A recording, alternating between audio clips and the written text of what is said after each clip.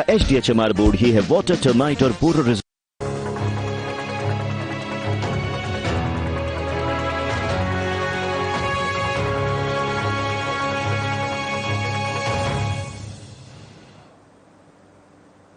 नमस्कार, मध्य प्रदेश और छत्तीसगढ़ की खबरें देख रहे हैं आप, और साथ आपके मैं हूं ज्योति।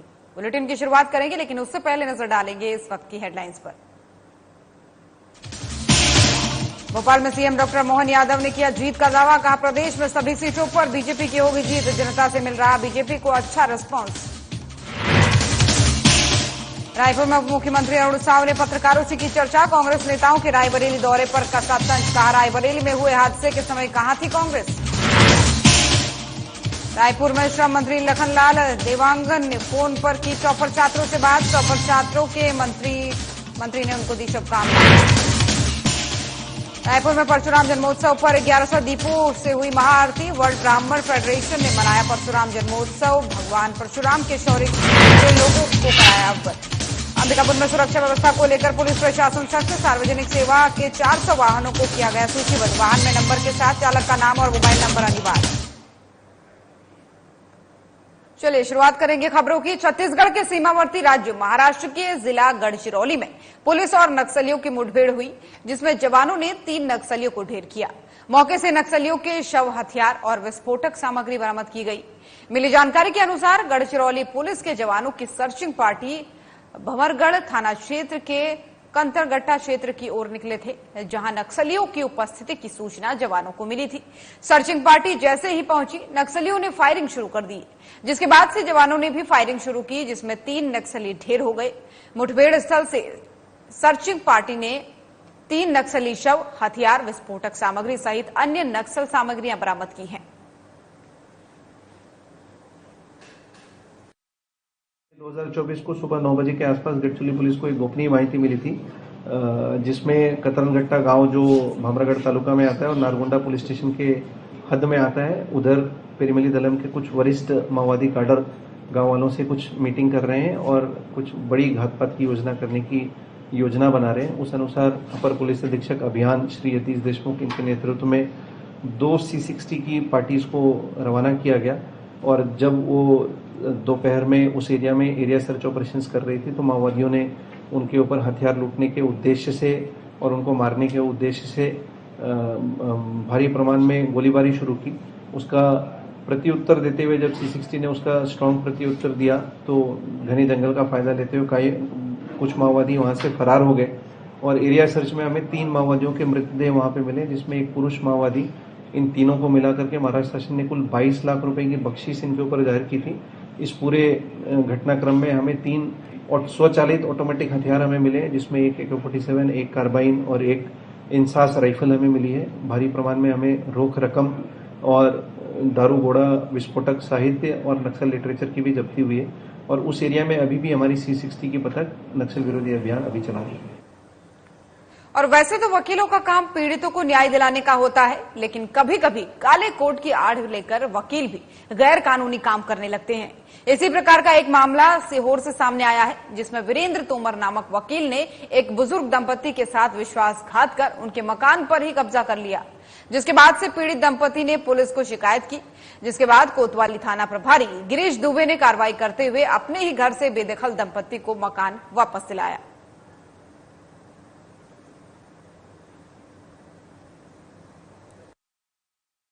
ये एडवोकेट वीरेंद्र सिंह तोमर के खिलाफ मैं एक आवेदन देने आया हूँ, जिसमें 50,000 रुपए का मेरा लेन देन था उनसे, और 30,000 रुपए मैं दे चुका था उन्हें, और 20,000 मुझे देना थे। 20,000 के चक्कर में उन्होंने मेरा 5 लाख का एक चेक लगाया हुआ है, जो कि उनने ब्लैंक लिया था मुझे और साइन करा के।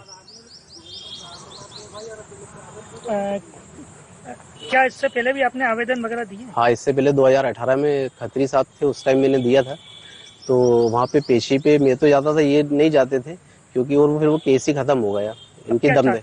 अब मैं चाहता हूँ प्रशासन से मुझे न्याय मिले, जो भी है उसकी जांच पड़ताल हो और सजा मिले, क्योंकि ये परिवार को मारने की धमकी भी दी थी क्या? काफी बार ऐसी धमकी मिली, रास्ते में मुझे रोक के भी धमकियां दी कि तेरे को देख लूंगा, मैं मार दूंगा, ये कर दूंगा। कई बार ऐसी धमकियां मुझे मिली हैं। मेरे बच्चे का ऑपरेशन होने के कगार पर मैंने उनसे 5 लाख रुपए मांगे थे, तो उन्होंने मेरे से कहा था कि मैं कुछ गिरवी रख के ही दूंगा आपको पैसे। तो मैंने कहा मेरे पास तो गाड़ी है और मकान है। तो उन्होंने बोला ठीक है, आप मकान का रजिस्टर्ड एग्रीमेंट करा लो, मैं आपको पैसे देने के लिए तैयार हूँ। मैंने उनके साथ गया, रजिस्टर्ड एग्रीमेंट भी कराया, लेकिन उन्होंने मेरे साथ छल किया। उन्होंने रजिस्टर्ड एग्रीमेंट करवाया के बहाने उन्होंने उसको रजिस्ट्री में कन्वर्ट करवा लिया और नामांतरण अपने नाम कराते हुए मेरे साथ छल किया गया। मेरे घर पे उन्होंने कब्जा करा। मैं अपने बच्चे को पीड़ित को लेके 15 दिन घर से बाहर रहा हूँ। फिर मैं थाना कोतवाली आया। महोदय टीआई साहब ने मेरा बहुत सहयोग करा इसमें। मैं उनकी जितनी तारीफ करूं कम है। पूरे प्रशासन ने मेरा बहुत सहयोग करा और मेरे को अपना कब्जा नजर आ रहा है। बिल्कुल बहुत ज्यादा संतुष्ट हूँ। सीवन लाइफ कॉलोनी में एक भागचंदानी परिवार है। जो जय भागचंदानी फरियादी ने कल अपनी पत्नी के साथ में आके यहाँ रिपोर्ट किया कि उनका मकान था जो पहले भी नीलम खुराना एवं वीरेंद्र तोमर से वो अपनी आवश्यकता अनुसार कुछ उधार उन्होंने पैसा लिया था और इस बार जो उन्होंने 2022 में पैसा लिया था तो इन दोनों ने उसको मकान का रजिस्ट्री रख के पैसे देने का वादा हुआ था। जिस तारतम्य में फरियादी पक्ष रजिस्ट्रार ऑफिस पहुंचा। प्लानिंग के तहत वकील वीरेंद्र तोमर एवं नीलम खुराना ने पहले ही वहां दस्तावेज तैयार करके रखे थे और उनका कहना है कि रजिस्ट्रार साहब ने हमसे ये पूछा कि पैसा आपको मिल गया, तो हमने सोचा कि 5 लाख रुपए हम इनसे उधार ले रहे हैं। उस एवज में इन्होंने बोल दिया मिल गया। चूंकि ये लोग उस मकान की रजिस्टर्ड एग्रीमेंट ना करके उधारी का ये लोग रजिस्ट्री करा चुके थे। मकान का ताला तोड़कर अवैध कब्जा कर लिया गया, सामान उनका बाहर फेंक दिया गया।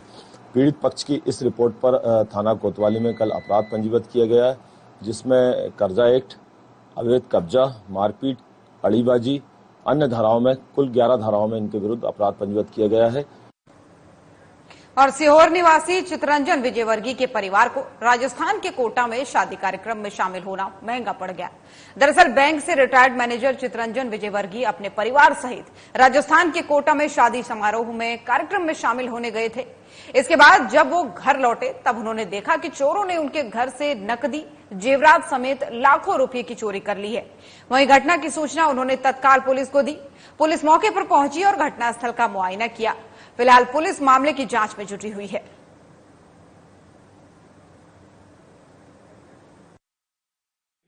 हम कोटा गए हुए थे। जब वहां से तो लौटने पे हमने देखा कि हमारे घर का वैसे मेन गेट लगा हुआ था, लॉक लगा हुआ था, उसका लॉक खोला तो ऊपर सीढ़ियों का गेट खुला हुआ था। तो हमको डाउट हुआ तो हमने यहाँ अपना मेन गेट देखा तो उसका कटर ताला काटा हुआ था। जैसे अंदर घुसे हम तो सामान बिखरा हुआ था सब कुछ। तो हम हक्के बक्के रह गए सब, है ना। फौरन पुलिस को इन्फॉर्म किया। अभी पुलिस तुरंत आई और कुछ आश्वासन दिया है? आश्वासन बस ये हम वो कर रहे हैं, कार्रवाई कर रहे हैं। बस हमने एफआईआर भी किया, उसका एफआईआर करने पे कार्रवाई करने का आश्वासन दिया। ये घटना घटी है शनिवार की रात को, यानी कि 11 तारीख की रात को जी। तो रात को हुई होगी घटना, क्योंकि हम लोग आए हैं 12 तारीख को दोपहर 3 बजे जी। तो जब हम जैसे हम घर में एंटर हुए तो बाहर के दोनों लॉक लगे हुए थे। मेन गेट का भी लगा हुआ था तो ताकि बाहर से किसी को डाउट नहीं हो कि लॉक तो लगा हुआ है। जब हमने अपना लॉक खोल के जैसे हम अंदर कमरे में आए तब हमें पूरा सामान तितर बितर इतना भयंकर बुरी तरह से बिखरा हुआ पड़ा। तो फिर तुरंत हमने पुलिस को इन्फॉर्म किया। पुलिस भी आई, फिंगरप्रिंट्स भी लिए करे, मतलब सब उन्होंने अपनी कार्रवाई जो थी। आपका कितना सामान चोरी गया है? हमारा लगभग है कि 100 तो लगभग जो अपन पूजा में भी चढ़ाते हैं चांदी के सिक्के पुराने लगभग 100 सिक्के थे जी। हम लोग चाणकपुरी, सीहोर के चाणकपुरी क्षेत्र में, जहां पर कल रात्रि को एक बड़ी चोरी को चोरों द्वारा अंजाम दिया गया है, हम इस समय ग्राउंड जीरो पर हैं और आपको बताएंगे कि यहाँ पर चोरी किस प्रकार हुई है। कल रात को खाली घर को देखकर चोरों ने चाणकपुरी के इस घर को निशाना बनाया है और हम आपको बताएंगे, हमारा कैमरामैन आपको बताएंगे, ये यहाँ से इनके पोर्च से एक सीढ़ी जो कि छत की ओर जा रही थी, वहां से चोर पूरी रेखी कर ऊपर गए हैं और वो यहाँ से आकर इस दीवार को लांघकर सीधे यहाँ पर छत पर उतरे हैं। छत पर उतरने के बाद चोरों की ये बिल्कुल रेकी बराबर की गई थी, जिससे उन्होंने यहाँ पर चोरी को अंजाम देने में उन्हें बहुत आसानी हुई। आइए हम आपको बताते हैं। यहाँ पर छत पर एक ये लॉक था, जिसे चोरों ने यहाँ से बाहर से काट दिया गया है। और सबसे बड़ी बात, ठीक है, आप ये जो पत्थर देख रहे हैं यहाँ पर, ये चोरी करने के बाद, ये एक आश्चर्यचकित मामला है। चोरी करने के बाद चोर यहाँ 5 पत्थर छोड़कर गए हैं, जो एक अलग ही चोरों ने अभी ये दरवाजा खोला और उन्होंने यहाँ से इस अंदर जाने का एक व्यवस्थित वो देखा और यहाँ से वो चोर अंदर गए।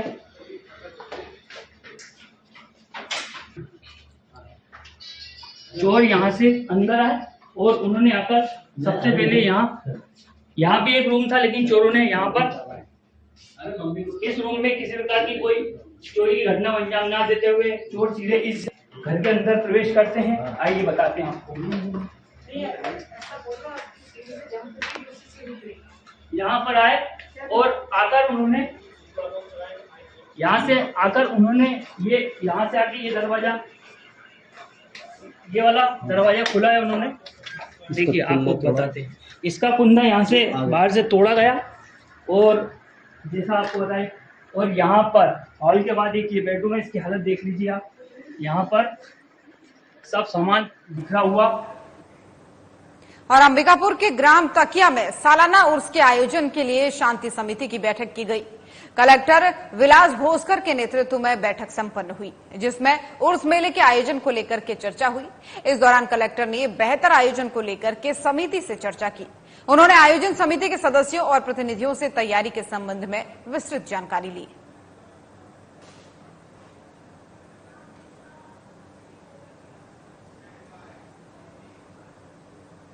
और मध्य प्रदेश में राजगढ़ जिले के अंतर्गत आने वाले कुरावर थाना क्षेत्र के पीलूखेड़ी क्षेत्र में एक बड़ा हादसा घटित हो गया, जिसमें मिलिट्री वाहन, कार और बस की आपस में भिड़ंत हो गई। इसमें आधिकारिक तौर पर 3 व्यक्ति की मौत बताई जा रही है, वहीं कई लोग इस घटना में घायल हुए हैं। मिलिट्री ट्रक में सवार लोगों की जानकारी आधिकारिक तौर पर सेना के प्रोटोकॉल के कारण स्पष्ट नहीं की गई है।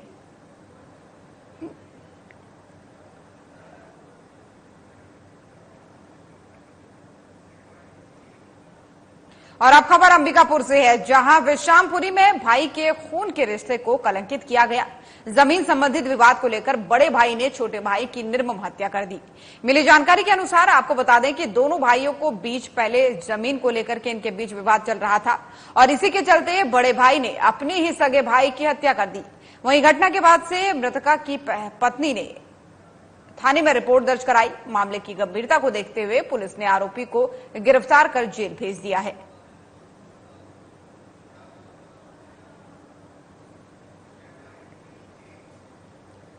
कबीरधाम जिले के पिपरिया थाना अंतर्गत ग्राम पनेका में महिला के साथ अनाचार करने का मामला सामने आया है।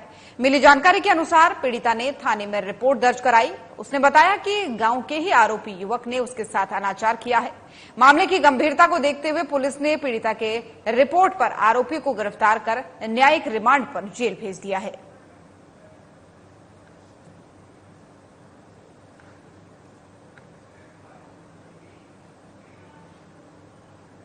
और मध्य प्रदेश में कड़कती धूप अपना कहर बरपा रही है। मौसम बदलते ही लोगों को राहत की सांस मिली। मध्य प्रदेश के तमाम जिलों में हल्की फुल्की बारिश के साथ साथ तेज हवा भी चली। मौसम ने अपना दबाव बना के रखा। वहीं बादलों के साथ ही ठंडी हवाओं से लोगों को आरामदायक माहौल मिला। वहीं मौसम विभाग ने इस मामले में बताया कि अगले कुछ दिनों तक इस प्रकार ही माहौल बना रहेगा। हालांकि कड़कड़ाती धूप से लोगों को राहत मिली है।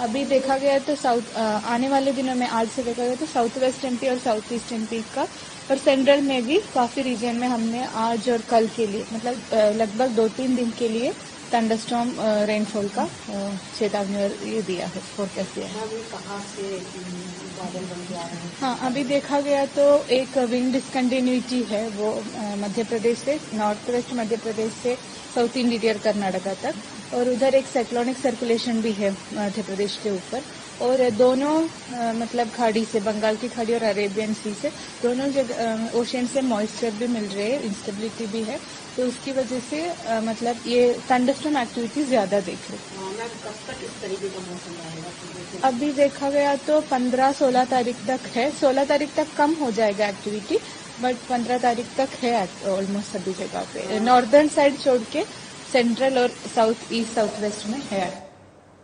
और छत्तीसगढ़ माध्यमिक शिक्षा मंडल ने बोर्ड की 10वीं और 12वीं में मेधावी छात्र छात्राओं को वाणिज्य, उद्योग और श्रम मंत्री लखनलाल देवांगन ने फोन कर उज्जवल भविष्य की शुभकामनाएं और बधाइयां दी हैं। वहीं छत्तीसगढ़ के पंजीकृत निर्माण श्रमिकों के बच्चे जो माध्यमिक शिक्षा बोर्ड के 10वीं और 12वीं में टॉप मेरिट सूची में शामिल हुए हैं, ऐसे श्रमिकों के प्रत्येक बच्चों को मुख्यमंत्री नोनी बाबू मेधावी छात्र छात्रा शिक्षा प्रोत्साहन योजना के तहत 1 लाख नगद राशि और 2 पहिया वाहन के लिए 2 लाख रुपए का चेक वितरण किया जाएगा। वहीं इस सूची में 10 छात्र छात्राएं ऐसी भी थी जिनके पालक श्रमिक हैं। ऐसे में अब उन छात्र छात्राओं का प्रदेश सरकार की तरफ से सम्मान किया जाएगा। प्रदेश के श्रम और उद्योग मंत्री लखनपाल देवांगन ने ऐसे सभी टॉपर्स से फोन पर बातचीत की, उन्हें बधाई दी है और उनके उज्जवल भविष्य की कामना की है। उन्होंने बताया कि उनके विभाग के द्वारा सभी 10 टॉपर्स को प्रोत्साहन स्वरूप 2-2 लाख रुपए का चेक भी प्रदान किया जाएगा।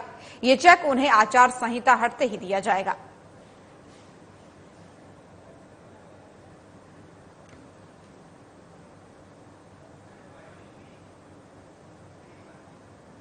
और 7 मई को लोकसभा चुनाव के दौरान पूर्व मंत्री कमल पटेल ने अपने पोते और कांग्रेस विधायक आरिफ मसूद अपने बेटे को ईवीएम तक ले गए थे, जिसका फोटो सोशल मीडिया पर वायरल हुआ था। इस पर निर्वाचन आयोग ने कार्रवाई करने के निर्देश दिए हैं और पूर्व मंत्री कमल पटेल और भोपाल विधायक आरिफ मसूद पर कार्रवाई करने के निर्देश निर्वाचन आयोग ने दिए हैं। आपको बता दें कि 2 बड़े नेताओं से पहले एक जिला पंचायत सदस्य पर भी बेटे के साथ वोट डालने के मामले में मामला दर्ज हो चुका है। वहीं सूत्रों के अनुसार दोनों नेताओं की मुश्किलें अब बढ़ सकती हैं।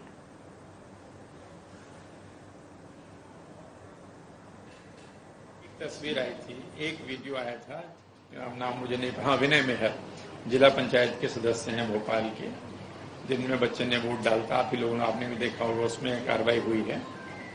एक तस्वीर जो अभी आपने बताया पूर्व मंत्री जो कमल पटेल जी की है, एक तस्वीर आरिफ मसूद जी की है, इन दोनों पर भी कार्रवाई हो रही है।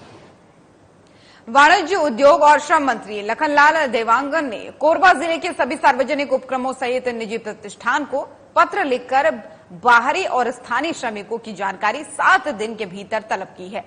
एसईसीएल के कोरबा गेवरा दीपक मुख्य महाप्रबंधक, Balco, NTPC Indian oil corporation के महाप्रबंधक और मुख्य कार्यपालन अधिकारी को मंत्री देवांगन ने पत्र लिखा है। वहीं देवांगन ने पत्र के माध्यम से कहा है कि स्थानीय बेरोजगारों के माध्यम से आए दिन शिकायतें आ रही हैं और स्थानीय बेरोजगारों की बजाय बाहरी लोगों की भर्ती की जा रही है, जबकि स्थानीय लोगों को 70% लेना है और बाहरी लोगों को केवल 30% लेना है। वर्तमान में सार्वजनिक उपक्रमों में नियोजित कई ठेका कंपनियों की तरफ से स्थानीय बेरोजगारों की उपेक्षा की जा रही है, जो कि बिल्कुल अनुचित है। इसको लेकर के मंत्री ने सभी उपक्रमों से 7 दिन के अंदर स्थानीय और बाहरी श्रमिकों की जानकारी मांगी है।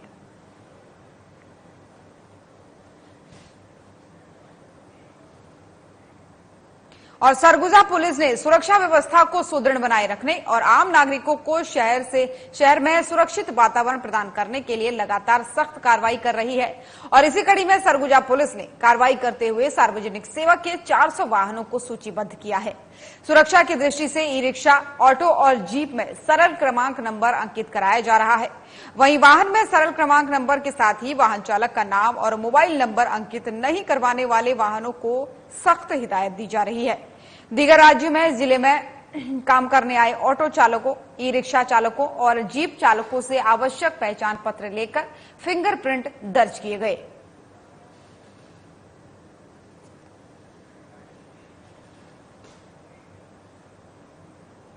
और सरगुजा पुलिस आम नागरिकों के हित में अपराधियों के खिलाफ लगातार कार्रवाई कर रही है और इसी कड़ी में पुलिस ने लोकमार्ग में सड़क के किनारे भारी वाहन लगाने वाले चालकों को हिदायत दी है, जिससे आम नागरिकों को यातायात की समस्या के साथ ही आमजनों के जीवन में संकटापन्न की स्थिति उत्पन्न न हो।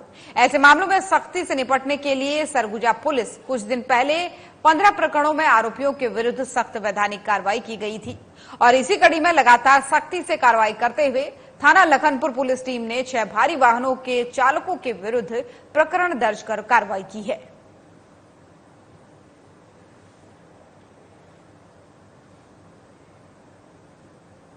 और वहीं दुनिया भर में किडनी रोगियों की संख्या तेजी से बढ़ रही है।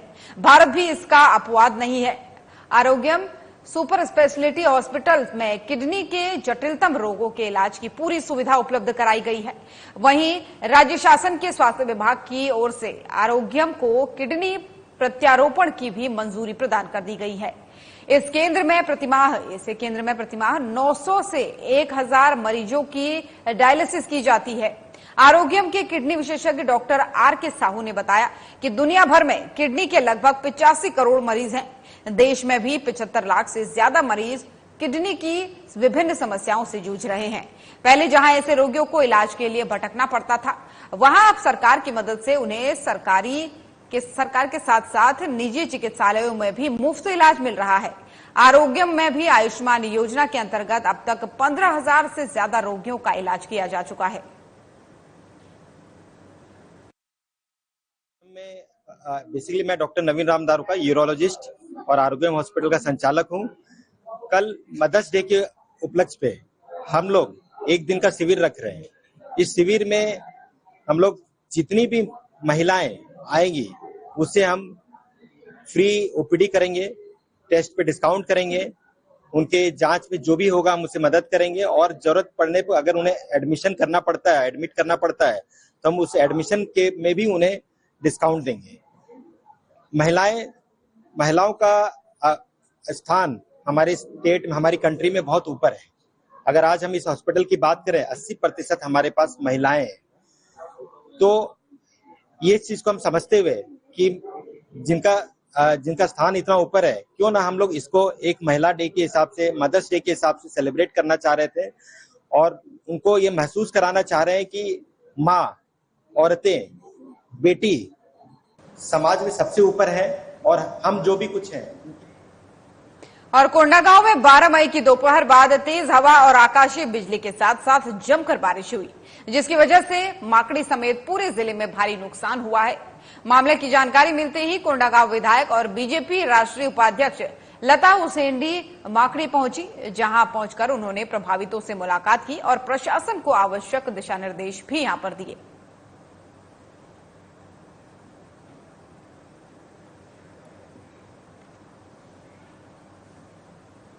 और जिले में गुम मोबाइल के संबंध में लगातार आवेदकों द्वारा रिपोर्ट थानों में दर्ज कराई जा रही है, जिस पर पुलिस अधीक्षक दुर्ग जितेंद्र शुक्ला ने गुम मोबाइलों की पड़ताल कर आवेदकों को सुपुर्द कराने का निर्देश दिया है, जिस पर पुलिस टीम ने कार्रवाई करते हुए दुर्ग, भिलाई, राजनांदगांव, बालोद, बेमेतरा और रायपुर क्षेत्रों में चल रहे कुल 170 नग विभिन्न कंपनियों के मोबाइल फोन को बरामद किया है। फिलहाल पुलिस इन सभी मोबाइल फोनों को उनके मालिक तक पहुंचाने का प्रयास कर रही है। वहीं पुलिस के इस पहल पर लोग जमकर उनकी तारीफ भी कर रहे हैं।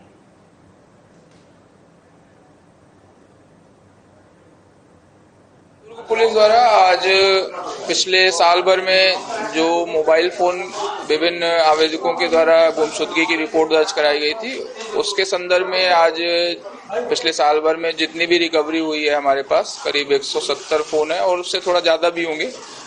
170 की तो भी हमने गिनती की थी, जो उसको हमने वापस करने के लिए अभी रखा हुआ है और थानों से भी हमने विभिन्न समय में पिछले 2 महीने में बहुत सारे मोबाइल फोन वापस किए हैं। तो करीब 30 से 35 लाख रुपए के मोबाइल फोन हमने न सिर्फ रिकवर किए हैं बल्कि उनके मूल मालिकों को और आवेदकों को उनको लौटाया हुआ है और आज कोशिश की है कि इसके द्वारा उनके चेहरे पे थोड़ा सा स्माइल लाई जा सके और पुलिस के प्रति भरोसा भी दर्शाया जा सके, उनका हासिल किया जा सके कि पुलिस के पास रिपोर्ट दर्ज कराएं। रिपोर्ट दर्ज करने पे जो भी मतलब प्रयास रहेगा, चाहे थोड़ा आगे पीछे हो सकता है, 5-6 महीने भी लग सकते हैं, लेकिन आपकी जो चीजें हैं, अगर गुमशुदगी की आप रिपोर्ट दर्ज करा रहे हैं तो वो आपको आप तक पहुंचाई जाएंगी, चाहे थोड़ा टाइम जरूर लगे, लेकिन आप भरोसा रखिए और दुर्ग पुलिस आपके साथ है और ऐसे सभी भी कामों में जो भी आपको प्रॉब्लम आ रही है उसमें आपकी मदद। और रायपुर कलेक्टर डॉक्टर गौरव सिंह और एसएसपी संतोष सिंह ने आज कलेक्टर सभाकक्ष में समय सीमा के भीतर पोस्टमार्टम और रिपोर्ट तैयार करने के संबंध में पुलिस विभाग व स्वास्थ्य विभाग के अधिकारियों और कर्मचारियों के साथ बैठक की है, जिसमें कलेक्टर ने शवों का पोस्टमार्टम जल्द से जल्द कराने, इसके लिए एम्स हॉस्पिटल में भी चौकी खोलने के निर्देश दिए हैं। इससे पीएम भी जल्द होगा, यानी पोस्टमार्टम भी जल्द होगा और रिपोर्ट भी जल्द से जल्द प्राप्त हो सकेगी। कलेक्टर के निर्देश पर मॉनिटरिंग ऑफ पोस्टमार्टम सिस्टम तैयार किए जा रहे हैं। इससे पोस्टमार्टम की सभी गतिविधियां ऑनलाइन पता चल सकेगी। वहीं स्वास्थ्य विभाग के अधिकारियों को समय सीमा के भीतर प्रक्रिया पूरी कर पोर्टल में जानकारी अपडेट करने के निर्देश दिए गए। और बुलेटिन में फिलहाल इतना ही। नमस्कार।